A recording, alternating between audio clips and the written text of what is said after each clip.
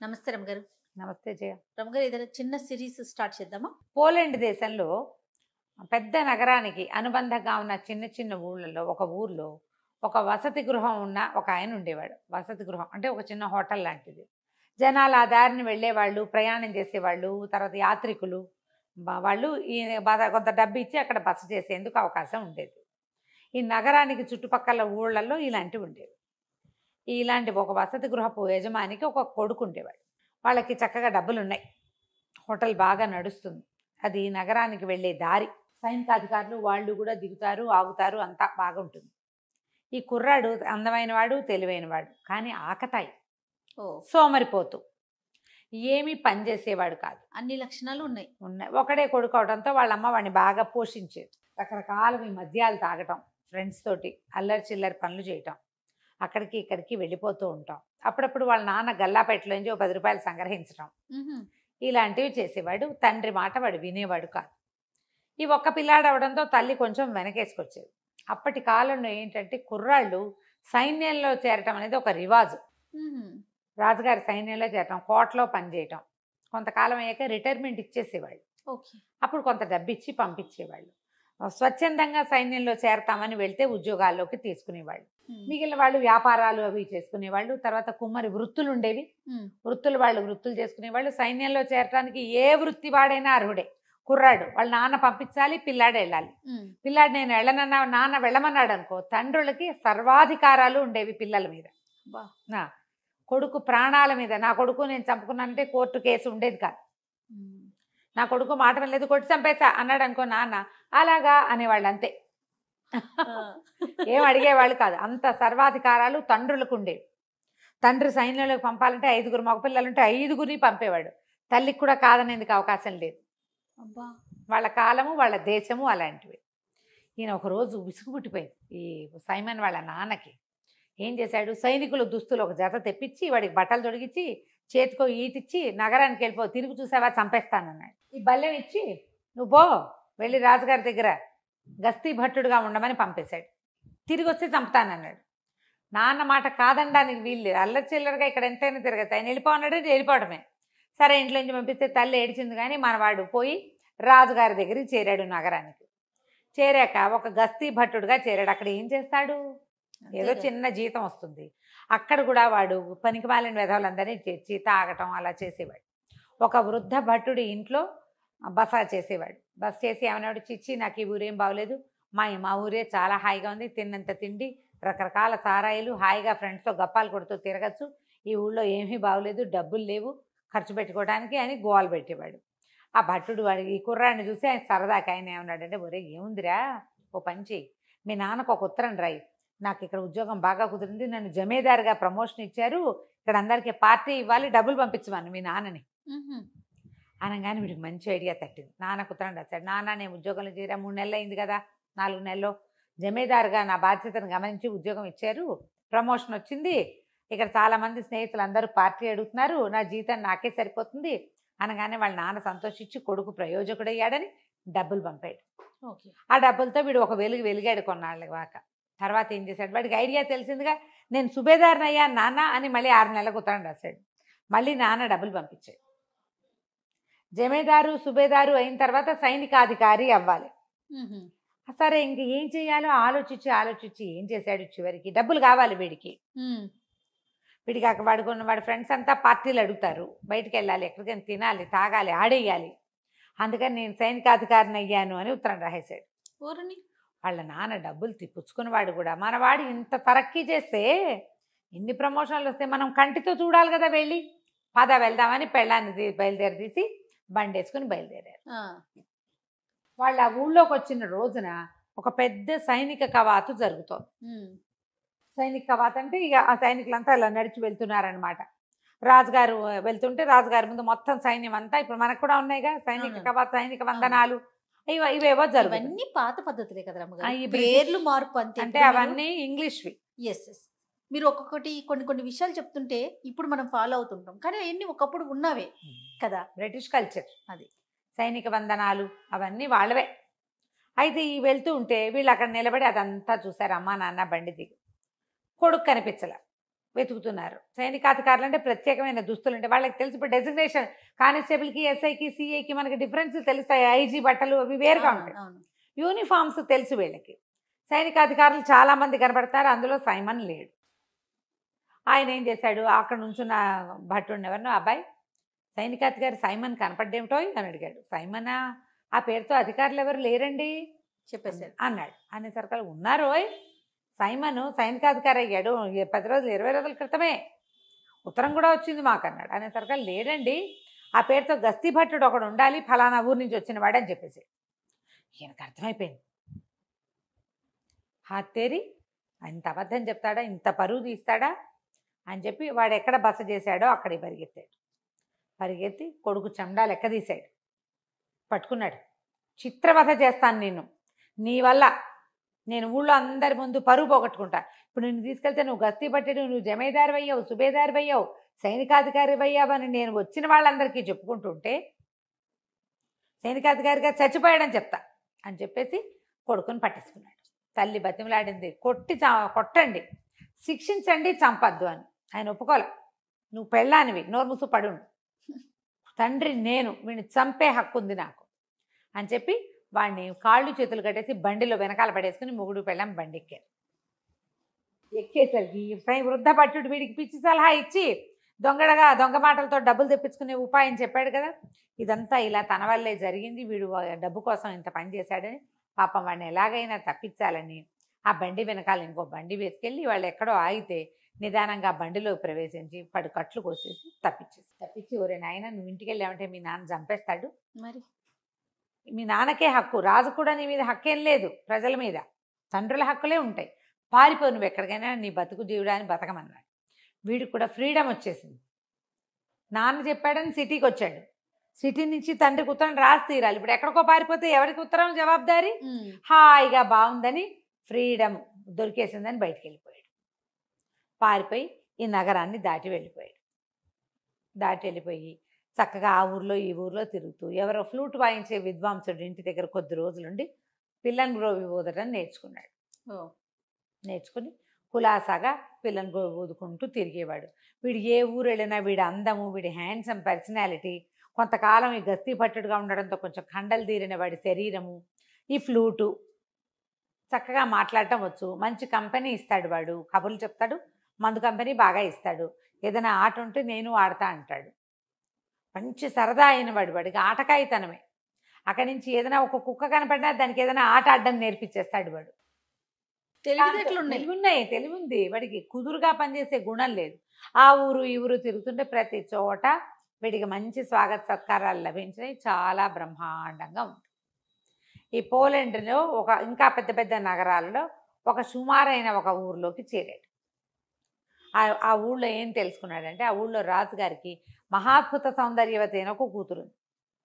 కాకపోతే ఆయన వాడి తండ్రి పరమ దుర్మార్గుడట, పిల్ల తాత మామూలు వాడు కాదు.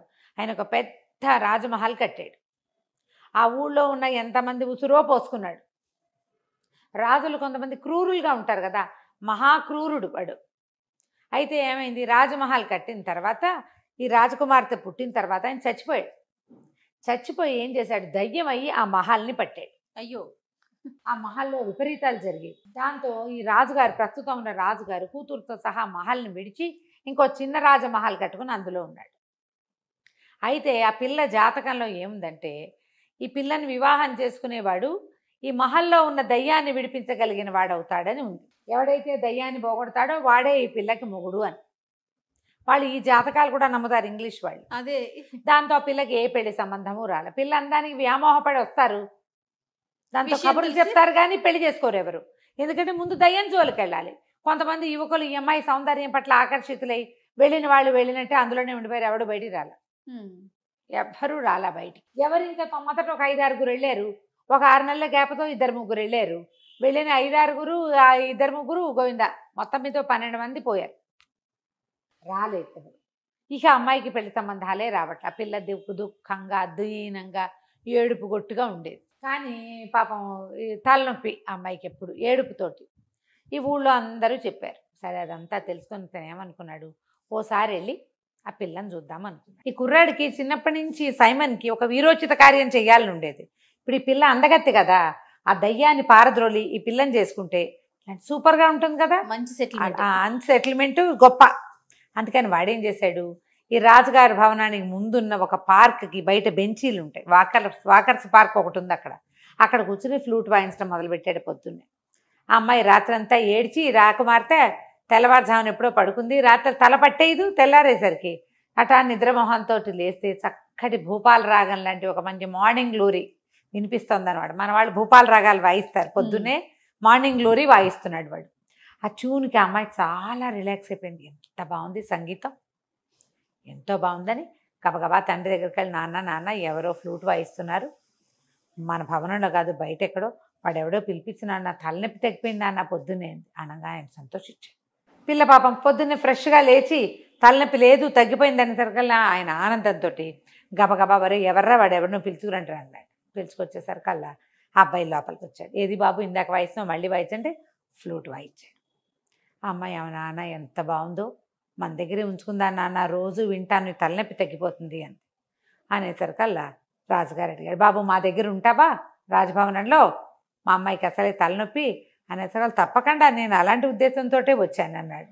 అనేసరికల్లా యువరాణికి ఎందుకండి తలనొప్పి అని అడిగాడు.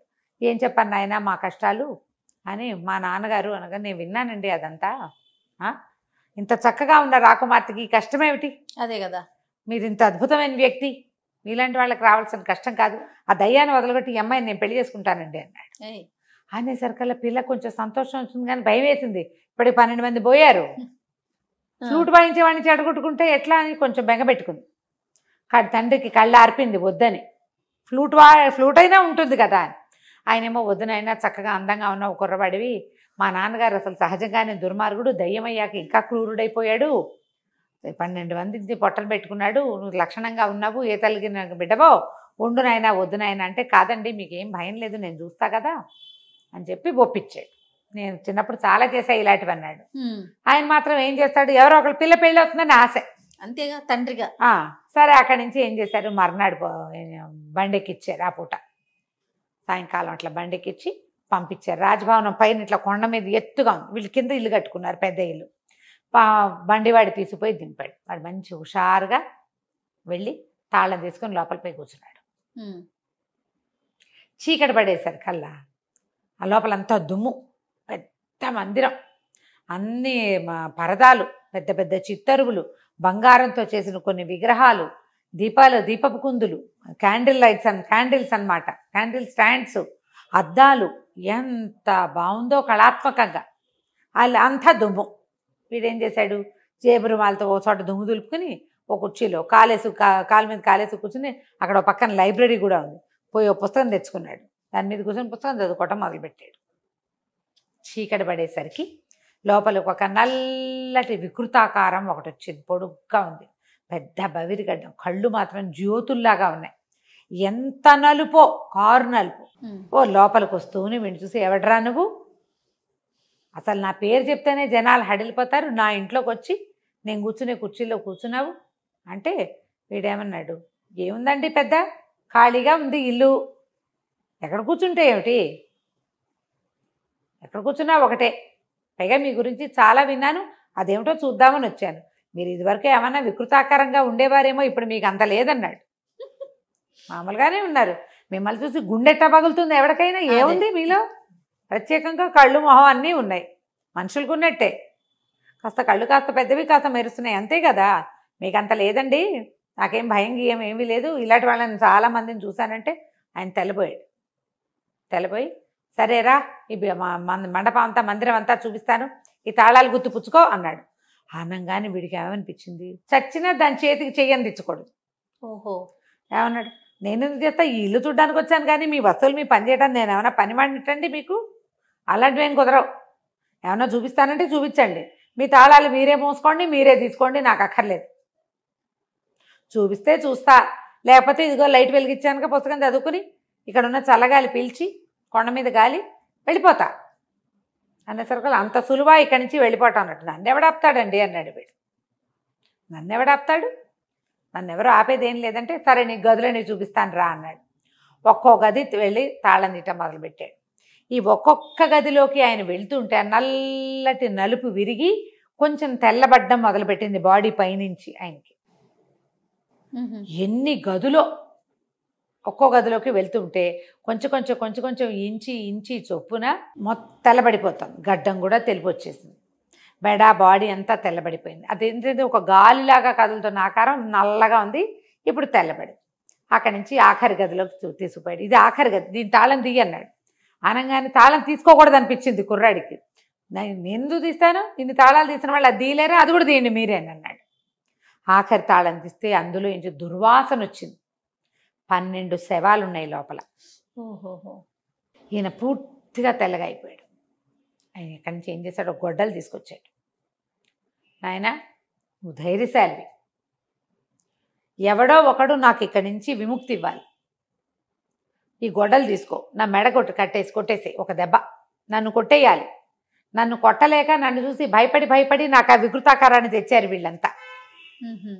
ఒక్క దెబ్బ కొట్టావా నేను వెళ్ళిపోతా, నా దారిని నేను. ఈ భవనంలో ఇంకా నాదేం ఉండదు, నా కొడుకు వచ్చి రాజ్యం చేసుకోవచ్చు, నువ్వు కావాలంటే నా మనవరాల్ని పెళ్లి చేసుకోవచ్చు అంటే వీడు ఆలోచించకుండా ఆ చేతుల నుంచి వెండి గొడ్డలు తీసుకుని పటామని మెడ ఎగర కొట్టేశాడు. ఎప్పుడైతే ఈ మెడ ఎగిరిపోయిందో ఆ శరీరాన్నిలోంచి ఒక చిన్న పిచ్చిక బయటకు వచ్చి తుర్రుమంటే ఎగిరిపోయింది. ఎగిరిపోయేసరికల్లా వీడు ఏం చేశాడు, ఆ గొడ్డలు అక్కడ వారేసి ఆ వాసన వస్తున్న తలుపు మూసేసి ఆ తాళాలు తీశాడుగా, ఆ తాళాలు గుర్తు చేత్తపుచ్చుకుని వచ్చి హాల్లో పడుకున్నాడు. అర్ధరాత్రి ఎక్కడికి వెళ్తాడు, తెల్లవారి బండివాడు వచ్చేసరికల్లా అన్ని తలుపులు తీసున్నాయి. కుర్రాడు బయటకు వచ్చాడు. రాజుగారు కూడా పరిగెత్తుకొచ్చాడు, ఏమైనా అయిపోయాడేమో వీడుని. ఆయన ఆశ్చర్యపోయాడు, ఓరిని నువ్వు భలేవాడివిరా అని. అక్కడి నుంచి తీసుకెళ్లారు. అమ్మాయితో పెళ్ళి అన్నారు, సంతోషంగా ఉన్నారు కొద్ది రోజులు. పెళ్ళి అయిపోయింది. పెళ్లి కాల, కొన్నాళ్ళు విందులు వినోదాల్లో కాలక్షేపం చేశారు. ఈ బిల్డింగ్ అంతా క్లీన్ చేయడం, శుభ్రం చేయడం అవన్నీ ప్రీ వెడ్డింగ్ లో ఉన్నారు. అక్కడి నుంచి కుర్రాడు అన్నాడు, నేను చాలా సంవత్సరాలు అయిపోయింది, నేను ఇంట్లో నుంచి వచ్చేసాను, 2-3 ఏళ్ళు అయిపోయింది, మరి మా అమ్మ నాన్నని చూసి రావాలి, నేను వాళ్ళని వెళ్ళి తీసుకొస్తా పెళ్ళికి, నేను ఒక్కడనే కొడుకుని అని చెప్పాడు. చెప్పేసరికల్లా సరే వీళ్ళు ఏమన్నారు, యువరాణి అంది, నువ్వు వెళ్ళిపోయి మళ్ళీ రాపోతే అంది, ఏం కాదు గడువు పెడతా 15 రోజులు 24 రోజులు, నేను రాపోతే నువ్వు రా, నువ్వు వచ్చి ఇదిగో ఇది దారి, మా ఊరిది, పోలాండ్ మధ్యలో నుంచి ఇట్లా వెళ్ళాలని దారి మ్యాప్ అన్నీ గీసిచ్చాడు. తండ్రి పేరు, ఊరి పేరు, ఊళ్ళో పెద్దవాళ్ళ పేర్లు, అన్ని పేర్లు రాసిచ్చాడు. వాడేమో అబద్ధం చెప్పటల్లా. అక్కడి నుంచి కుర్రాడితో పాటు మంది మార్బలం బయలుదేరారు కొంతమంది. మరి రాకుమారుడు అయ్యాడు కదా, రాజకుమార్తెకి భర్త. మంది మార్బలం బయలుదేరేసి తీసి కొన్ని గుర్రాలు, కొంత డబ్బు, మరి పనివాళ్ళు ఓ 15-20 మంది దాకా బయలుదేరారు. గుర్రాలు వేసుకుని వెళ్ళటం మొదలుపెట్టారు. వాడు నెలల తరబడి ఆ ఊరు ఈ ఊరు దాటుకుంటూ ఇక్కడికి వచ్చాడు. మరి వెళ్ళాలంటే అంతే సమయం పడుతుంది కదా. పోలాండ్ రాజుగారి కజిన్ బ్రదర్ ఈ రాజుగారు. ఓహో. రాజు రాణి ఉన్నారు ఇక్కడ. అక్కడి నుంచి కుర్రాడు బయలుదేరేసరికల్లా ఏమైంది, ఒక అడవి దారి పట్టారు. అడవి దారి పడితే అడవి దారిలో ఒక సత్రం ఉంది. సత్రం ఎవరండి, సత్రం యజమాని కనుక్కున్నాడు, మీరెవరు, ఎక్కడి నుంచి వెళ్తున్నారు, ఏం చేస్తున్నారు అని అన్నీ కనుక్కుని దొంగల దారి బాబు ఇటు వచ్చారంటే మాకేం భయం లేదు, సైనిక పటాలం ఉంది, 20 మంది ఉన్నారు, నేను స్వయంగా వీరుణ్ణి, నేను ఏమైనా చేయగలను, డామ్డేమని చెప్పాడు మన కుర్రాడు. చెప్పిన తర్వాత ఏమైంది, అర్ధరాత్రి అయింది. ఇది సత్రం యజమాని దారి దోపిడీ దొంగలకి ఫ్రెండ్. ఓహో. అసలు దారి దోపిడీ దొంగలు ఉండే సత్రం అది. ఎక్కువగా వాళ్ళకే అది ఆవాసంగా ఉంటుంది. వాళ్ళు కొట్టుకొచ్చినవి వీళ్ళకి వాటా ఇస్తారు. వాడేం చేశాడు, ఆ దోపిడీ దొంగలకు కబురు చేశాడు.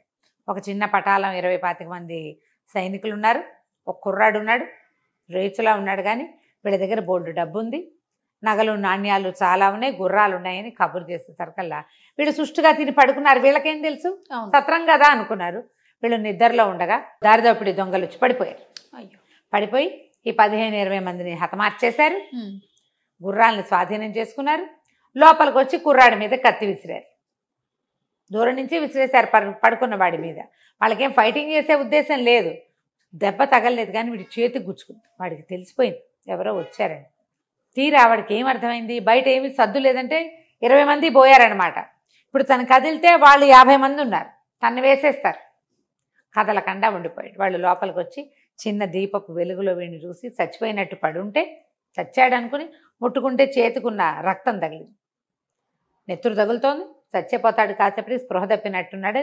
వీడు ఉంగరాలు, మెళ్ళలో ఉన్నవి, తర్వాత బట్టలు సమస్తం తీసేసుకున్నారు. తీసేసుకుని బయలుదేరి వెళ్ళిపోయారు. వాళ్ళు ఎప్పుడైతే బయటికి వెళ్ళారో మన కుర్రాడు కూడా వాళ్ళ వెంబడబడి బయటకు వచ్చేసాడు. వీడు ఒంటి మీద పైన వేసుకునే ఒక షర్టు లాంటిది, ఏమంటారు మన రాత్రిపూట వేసుకుంటారుగా, చిన్న మ్యాక్సీ మోకాళ్ళ దాకా ఉండేది, ఇట్లా పైనుంచి తొడుకునేది, హౌస్ గౌను అంతే ఉంది. వాళ్ళ వెనకాల పడి నడుచుకుంటూ వచ్చేసాడు.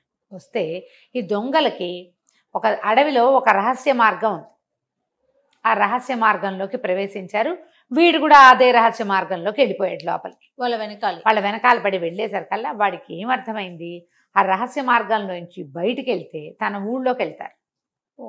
అది తన స్వగ్రామానికి దగ్గర. వాడికి ఆ దారులని తెలుసు కదా, పెద్ద పిల్లాడు కదా వాడు. చూసుకుని అక్కడి నుంచి ఏముంది, ఒంటి మీద ఏమీ లేవు, కర్రా పుల్లా కత్తి ఏమీ లేవు, ఈ చొక్కా తప్ప. అక్కడి నుంచి ఆ దొంగల్ని తప్పించుకుని వాళ్ళు అవతలకి వెళ్ళిపోగానే వీడు తన ఊరి పొలాల్లోకి ప్రవేశించాడు. ఎవరో కొందరు రైతులు, కూలీలు కనపడ్డారు. వీడిని గుర్తుపో, ఓహోయ్ సైమన్ వచ్చావా అని పలకరించి, ఏమిటో సైనికాధికారి అయిపోయేమిటి, ఈ గుడ్డలేమిటి, ఈ అవతారం ఏమిటి, ఇదేమిటి, జబకా దెబ్బ ఏమిటి అని ఎక్కిరించి వేళాకోళం చేస్తే వాడు వాళ్ళని బతిమలాడుకున్నాడు. అరే బాబు అన్నీ వచ్చాయిరా, దొంగలు పడ్డారు, వాళ్ళ వెనకాల పడి వచ్చాను. అవును ఇది దొంగల దారే వాళ్ళకి తెలుసు. వాళ్ళు ఏం చేశారు, సరే వీడికి చలి వేసుకోవడానికి ఒక ప్యాంటు, అక్కడి నుంచి తల కట్టుకోవడానికి ఒక తలగొడ్డ ఇచ్చి, స్వెటర్ లాంటిది ఇచ్చి వాడిని ఊళ్ళోకి ప్రవేశపెట్టారు. ఇంటికి వెళ్ళేసరికి నా తండ్రి ఇంట్లో లేడు. వాళ్ళ అమ్మ వీడిని చూసి కావలించుకొని, నాయన బతికే ఉన్నవరా నాయన అని అన్నం పెట్టి పడుకోబెట్టింది. తినేసి పడుకున్నాడు. వాడు ఎంత దూరమో నడిచి వచ్చాడు కదా రాత్రి చల్లు. సరే తెల్లారి ఆ తండ్రి బయట ఊరు నుంచి ఇంటికి రాగానే తల్లి మొహం చూసేసరికల్లా ఆయన ఆశ్చర్యపడి, ఏంటి నీ మొహం అలా ఉంది, ఏం జరిగింది అనేసరికల్లా ఆవిడ బిక్కమొహం వేసి, పిల్లవాడి వార్త తెలిసిందండి. వార్త తెలిసిందా, వాడే వచ్చాడా, వార్త తెలిస్తే నీ మొహం ఇలా ఉండదు, ఇంకోలా ఉంటుంది. వార్త తెలిసిందంటే ఉత్సాహంగా చెప్పేది. పిల్లలు ఏడుపు మొహం ఉంది అంటే ఏమిటర్థం, పిల్లాన్ని చూసి ఏడ్చిందనమాట ఆవిడ. అక్కడి నుంచి ఆవిడ బతిమలాడింది, బామాలింది, వాడిని చంపేస్తానన్నాడు నాన్న. చంపేయద్దు, ఏదైనా ఒక పని చెప్పి ఇంట్లో ఉంచుకుందాం అని చెప్పి బతిమలాడి కాళ్ళు పట్టుకున్నంత పని చేస్తే, సరే సైమన్ని బయటికి పిలిచి 4 చెంపకాయలు కొట్టి వాళ్ళ నాన్న ఒక 20 మేకలు అప్పచెప్పాడు. మేకలతోలే వాళ్ళు ఏ బట్టలు వేసుకుంటారో ఆ బట్టలు తెప్పించి ఇచ్చాడు. ఈ గుడ్డలతోటి ఉండు. వాడు ఏం చెప్పలేదా, చెప్పినా ఆయన నమ్మడు. చెప్పాడు, చెప్పినా ఆయన నమ్మలేదు, అబద్ధాలు అనుకున్నాడు. ఎందుకంటే వాడు ముందు జమేదారు, సుబేదారు, సైనికాధికారి అబద్ధం చెప్పాడు. అందుకని ఇప్పుడు యువరాణి సంగతి చెప్తే నాన్న ఏం నమ్ముతాడు, అదే కదా, నమ్మడు కదా. అక్కడి నుంచి మేకలను తోలమన్నాడు. వీడు ఏం చేస్తాడు పాపం, ఏం చేయలేడు. తండ్రి మాట కాదన్న వాడికి విలువ లేదు. తన ఊళ్ళోకి వచ్చాక తండ్రి మాట వినాల్సిందే. పైగా అట్లాంటి ప్రాక్టీస్ వాడికి. ఇక మేకలు తోలటం మొదలుపెట్టాడు. వాడికి ఫ్లూట్ అలవాటు ఉంది కదా, ఆ ఫ్లూట్ ఊదుకుంటూ మేకలకి చక్కగా డ్యాన్సులు చేయటము, తలకాయలు ఊపటము అలా నేర్పించి ఉంచుకుంటున్నాడు. రోజు అక్కడే ఉండేవాడు. నెల గడిచింది, ఇది అబ్బాయి వెనక్కి రాల. ఇక్కడ యువరాణి సైమన్ ఇంటికి వెళ్ళిపోయాడు. వాళ్ళ నాన్నేమో అతనికి మేకలు కాసే పని అప్పచెప్పి ఈయన ఫ్లూట్ పట్టుకొని వెళ్ళిపోయాడు. మేకలను కాసుకుంటున్నాడు. నెల దాటిపోయింది.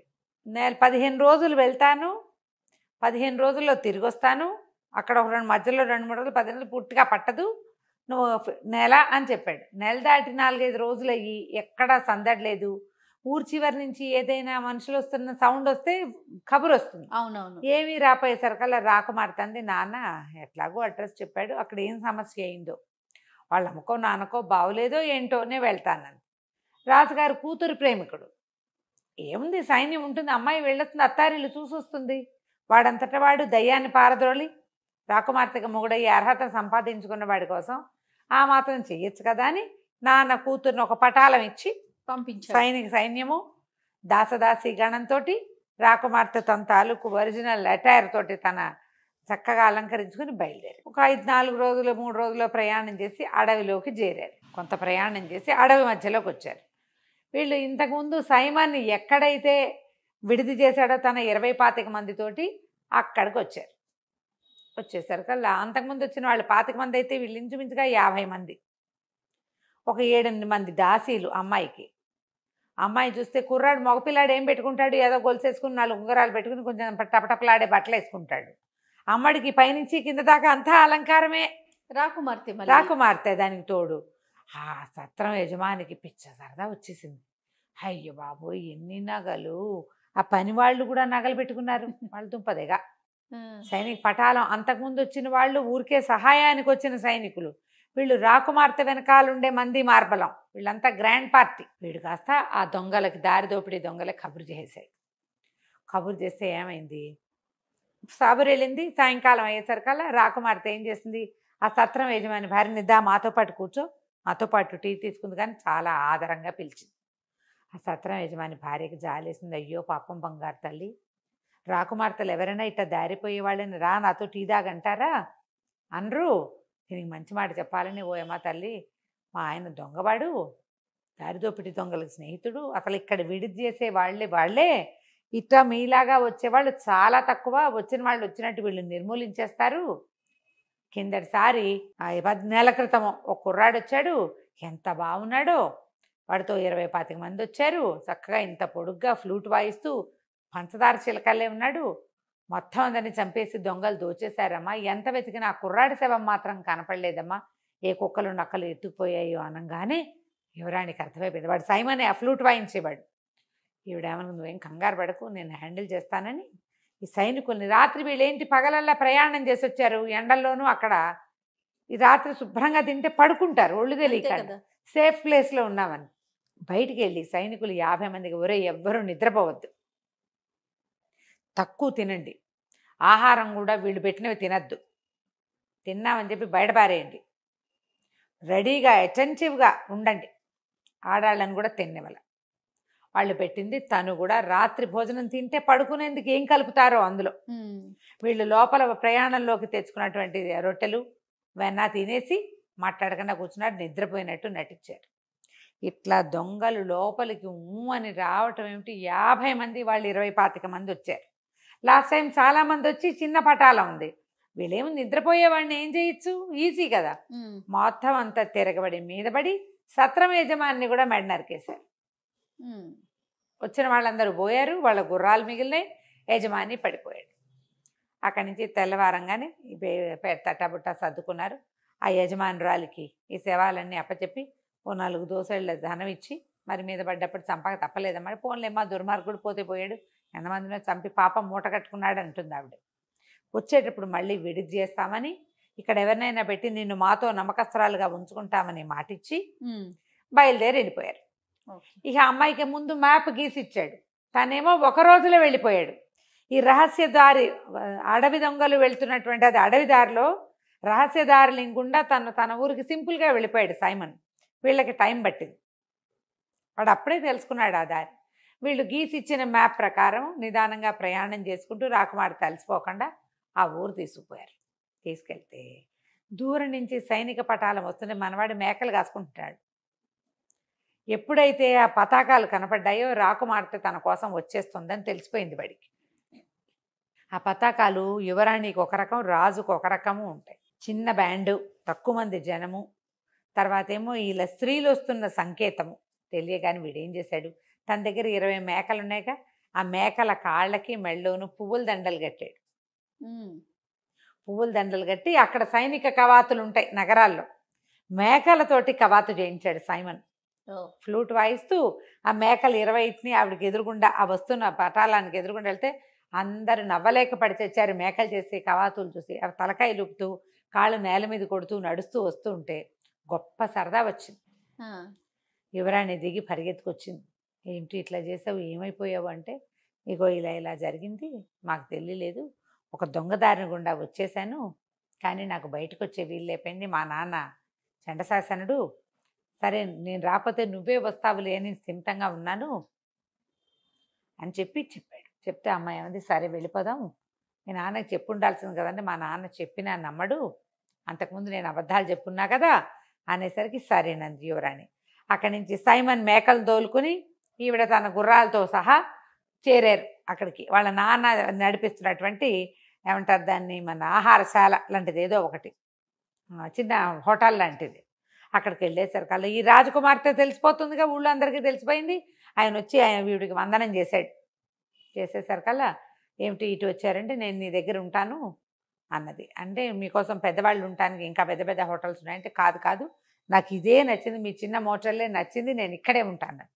అక్కడి నుంచి ఈ మేకలు కాసే అబ్బాయి, వీడు నాకు చాలా ఇష్టం, మా నాన్న దగ్గర పనిచేశాడు ఇది వరకు, వాడిని నాకు సహాయంగా పెట్టమని అనేసరికి ఆయన అన్నాడు, ఇంకా నయం, వీడికి బుద్ధి లేదమ్మా, ఆకతాయి వాడు అసలు సరైన వాడు కానే కాదు, అబద్ధాలు చెప్తాడు, పిచ్చిగుడలు వాడును, వాడేందుకమ్మా అన్నాడు. కాదు కాదు, మా నాన్న దగ్గర పనిచేశాడు కదా, ఫ్లూట్ వాయిస్తాడు, నాకు బాగా తెలుసు, నాతోటి అట్టు పెట్టుకుంటాను. ఇంకేం చేసేదేం లేక ఆ మేకలు కాసే తన కొడుకుని కూడా వీళ్ళతో పాటు పైన ఉన్న హోటల్లో ఒక ఫ్లోర్ అంతా ఖాళీ చేయించి ఒక ఫ్లోర్ రాకుమార్తెకి ఇచ్చాడు. వీళ్ళిద్దరు బాగా కబుర్లు చెప్పుకున్నారు. తెల్లవారి పొద్దున యువరాణి దిగొచ్చింది. దాంతోపాటుగా సైనికాధికారి దుస్తులు ధరించిన సైమన్ కూడా దిగొచ్చాడు. వీళ్ళ నాన్న గుర్తుపట్టలేదు వాడిని. గుర్తుపట్టక ఆవిడకో వందనం ఈయనకో వందనం చేశాడు. ఆ అమ్మాయి పక్కపక్క నవ్వుతూ, ఏంటండి మీ అబ్బాయిని గుర్తుపట్టరా మీరు అని అనేసరికి ఆయన నిర్ఘాంతపోయి చూసి, ఎందుకు గుర్తుపట్టినమ్మా, ఈయన కొంచెం మా అబ్బాయిలాగా ఉన్నాడు కానీ మా అబ్బాయి ఎప్పటికీ సైనికాధికారి కాలేడండి అన్నాడు. అనేసరికల్లా వాడు, నాన్న నేనే నాన్న అన్నాడు. ఆయన ఆశ్చర్యపోయాడు. అట్లా ఎట్లా అయ్యావురా, పోలాండ్ నగరంలో ఉన్నవాడివి, ఈవిడ ఈ నగరానికి ఎలా వెళ్ళావు, ఎట్లా సైనికాధికారి అయ్యావంటే అప్పుడు రాకుమార్తె, మీ అబ్బాయి వల్లే మా రాజ్యానికి పట్టిన పీడ విరగడైంది, మా తాత దయ్యం వదిలి మా భవనం మాకు చేజిక్కింది, మేమిద్దరం వివాహం చేసుకోవాలనుకున్నాం, మా అమ్మ నాన్న కావాలన్నాడని పంపించాను అనేసరికి వీడు జరిగిందంతా చెప్పాడు. అంతకుముందు తల్లికి చెప్పాడు, తల్లి అంతా నమ్మింది, తండ్రి చచ్చిన నమ్మల, వీడు అన్ని అబద్ధాలు అంటాడు ఆయన. అదేలే, చిన్న వెధవ, వీడు ఎలాగ దయ్యాన్ని వదిలిస్తాడు, వీడు ఎట్లా దొంగల నుంచి తప్పించుకొస్తాడు, ఆయన నమ్మకం లేదు అబ్బాయి మీద. ఆయన చాలా ఆశ్చర్యపోయాడు, చాలా సంతోషించాడు. తర్వాత అందరూ కలిసి ఈ అమ్మాయి తాలూకు రాజకుమార్తె తాలూకు నగరానికి వెళ్ళిపోయారు. చక్కగా వివాహం చేసుకుని ఆ చిన్న నగరానికి రాజై ఎంతో కాలం సైమన్ సంతోషంగా రాజ్యాన్ని పరిపాలించాడు. కథ కంచికి మనం ఇంటికి. సూపర్. నమస్తే రమ్య గారు. నమస్తే.